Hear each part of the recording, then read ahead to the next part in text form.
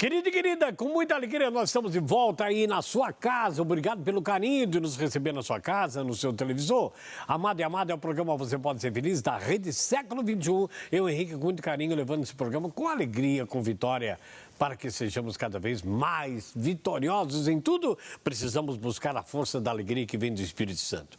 Meu amado e minha amada, quem ligou para mim agora foi a dona Olga Maria. A dona Olga Maria mora em Itapecerica, Minas Gerais, no centro. Está pedindo oração pelo Marcos. Ele sofreu uma queda de bicicleta, gente, e ainda não está bem. A pancada não foi boa, não, né? Então, estamos também rezando aí pelo Cleito, que teve um acidente de moto, e por todos os vícios que estão nos seus familiares. A Maria Inês de Santo André, um grande abraço. Ela mora na Vila Curuca. Pede por ela, pela sua filha Carla, cura, libertação profissional e sentimental. Maria Conceição, de Água Doce, Santa Catarina, também pela sua saúde e os exames médicos que ela vai pegar e precisa que a bênção de Deus seja junto. Vamos clamar essa misericórdia infinita de Deus. Haverá de tudo concorrer para o seu bem, segundo a vontade de Deus. Oswaldo Pedro mora em Governador Valadares, Minas Gerais. Também está enfermo, pedindo oração por ele, pela Vânia, Camila e pelo Pedro. A Edilene Neto mora aqui em Valinhos, Jardim São Marcos, pertinho de nós. Precisa de oração para a sua família. Estamos orando com você, minha amada.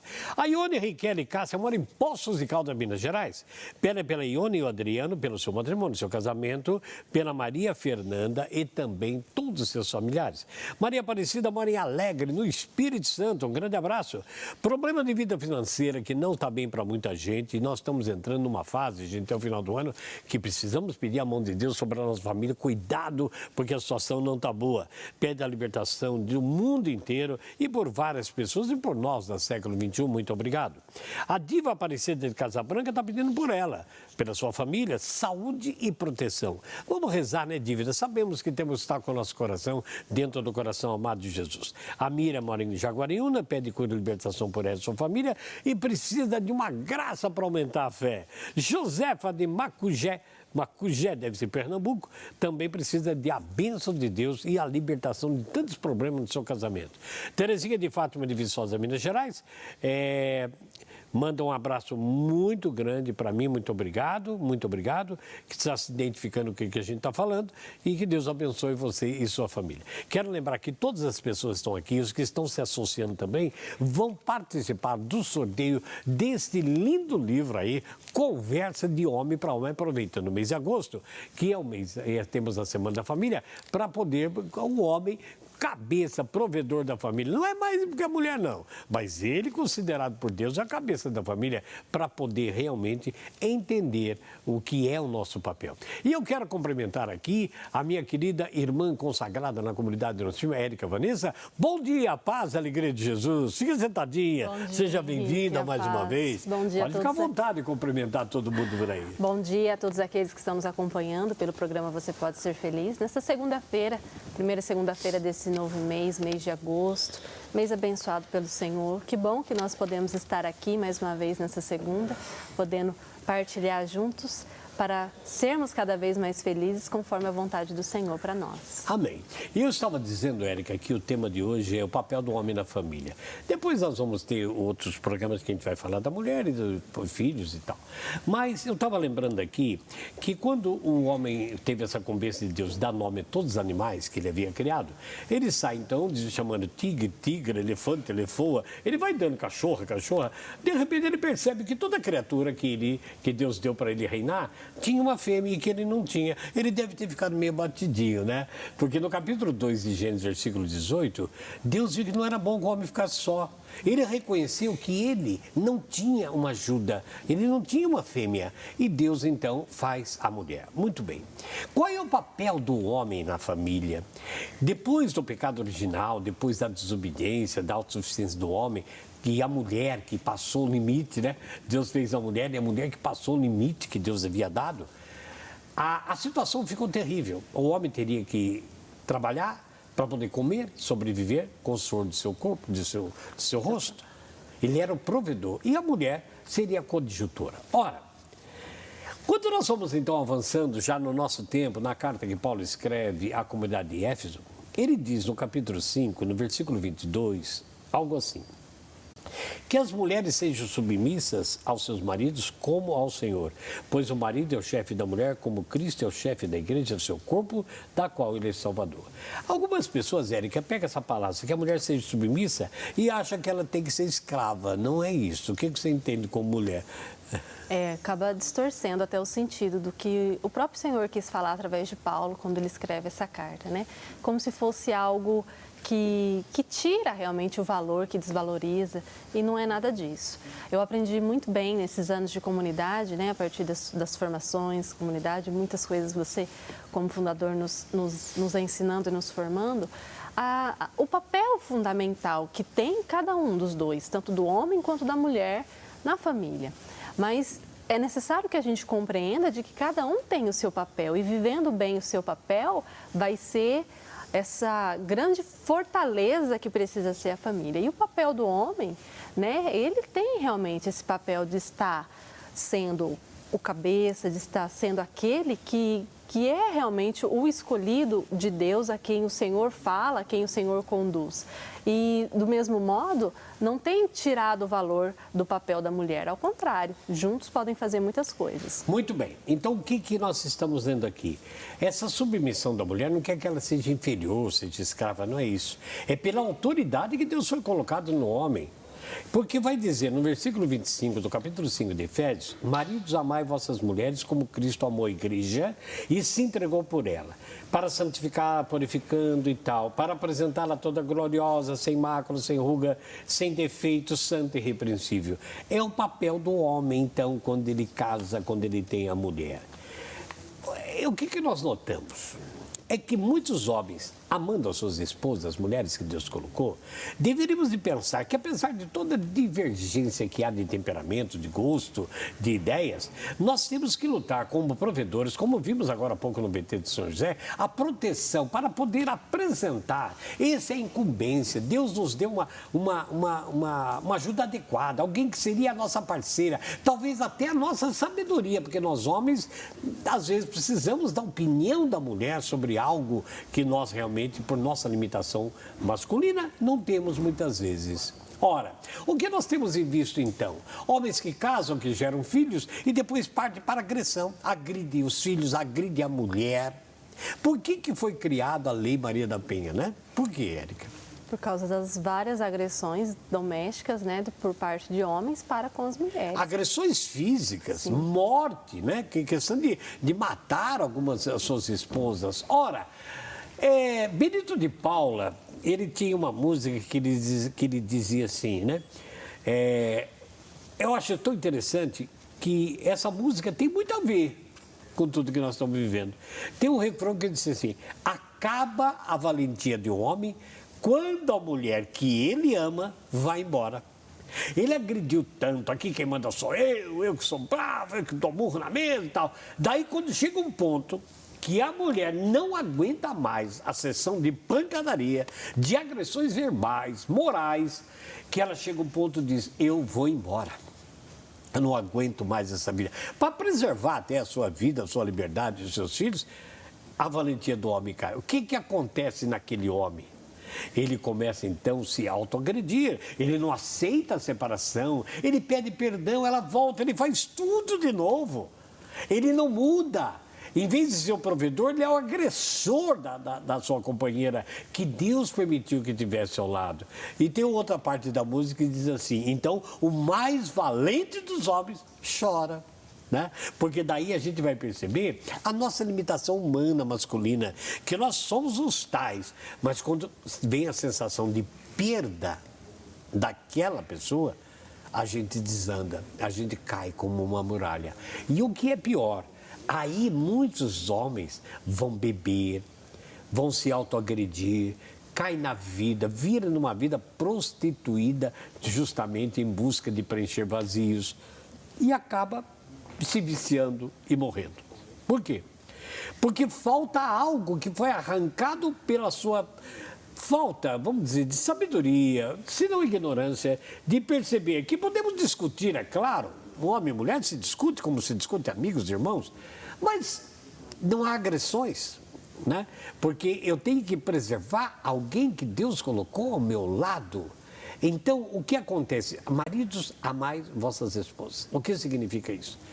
Não é só sexo, não é só passar a mão na cabeça, beijinho pra cá. No começo é maravilhoso. É 1 ano, 2 anos, talvez, de lua de mel. Depois, esse mel some, né? E fica só a lua, e às vezes a lua virou lua cheia, e veio nuvens negras. Porque é nessa hora, Érica, que eu penso que tanto a mulher como o homem, mas mais o homem, vai suportar todas as agressividades dos anos, do temperamento. E por que muitas mulheres esfriam no relacionamento, né? Fica na mesmice da vida, né? E começa a arrumar coisas fora, coisas assim para trabalhar, para fazer alguma coisa. Não só porque precisa, que é bom que trabalhe para ajudar, ela é provedora também junto com o homem, ela colabora com a sua família, mas ela vai buscar para sair um pouco do ambiente, ela vai buscar nova amizade. E quando pega um homem ciumento, nem trabalhar fora pode. Então vira um inferno aquela família. Será que realmente nós homens entendemos qual é o papel nosso dentro da família? Porque, na verdade, nós somos os agressores, a mulher é a receptora, é claro isso para você. Nós somos os provedores, mas a mulher tem o papel dela ao nosso lado. Não podemos, nós homens, tomar atitude nenhuma numa família sem perguntar para a mulher qual é a sua opinião a respeito disso.